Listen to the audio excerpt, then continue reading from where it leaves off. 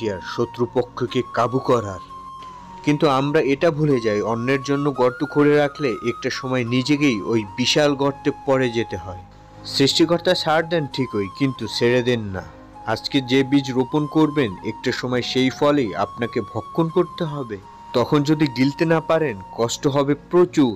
সমাজে চলতে ফিরতে সবার সাথে মিশতে গিয়ে আমরা অনেকেই অনেকের সম্পর্কে কম বেশি জানি, কিন্তু আপনি যদি সমাজের 10 জনের মাঝে তা ছড়িয়ে দেন, এতে করে ভবিষ্যতে আপনার কারণে উক্ত ব্যক্তির যা কিছু ভোগান্তি পোহাতে হবে এর বোঝা কোনো এক সময় অটোমেটিক আপনাকেই বহন করতে হবে। সময় যদি আজকে আপনার হয়ে থাকে, তবে একটা সময় গিয়ে আপনার দাঁড়াতে হবে ওই ব্যক্তির জায়গায়, এবং তখন সময় আপনার বিরুদ্ধেই থাকবে।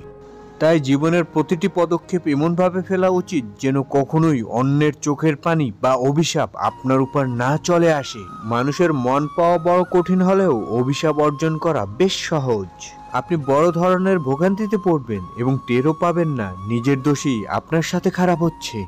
শুধু দোষারোপ করে বা মায়া কান্না করে অন্যের সিম্পেথি পেলেও দায় থেকে নিজেকে রক্ষা করতে পারবেন না। মানুষ কেমন দিন দিন অকৃতজ্ঞ মানুষ হয়ে যাচ্ছে। অন্যকে ক্ষতবিক্ষত করে এরা পৈশাচিক নৃত্য করে লাশের উপর। অন্যকে হাঁটতে দেখলে এরা নিজের হেরে হাওয়ার সান্ত্বনা খোঁজে। মানুষকে কাঁদিয়ে এরা পাষণ্ড হাসি হাসে। আমাদের তাই মানুষ চিনতে বারবার ভুল হয়। ভুল মানুষদের ভালোবেসে বিশ্বাস করে অপমান আঘাত পেতে হয় বারবার। মুখ ও মুখোশের আড়ালে আমরা মানুষ খুঁজে পাই না, কিন্তু সবাই যার যার কর্মফল একদিন পাবেই। ইতিহাস সাক্ষী, কারো বুকে ছুরি মারলে সেই ছুরি একদিন নিজের বুকেও বিঁধে।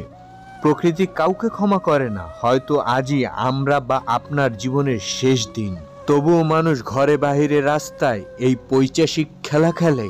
ক্ষমা চাইলে কেউ ছোট হয় না, কিন্তু কাউকে অসম্মান করে কেউ কোনোদিন বড় হতে পারে না।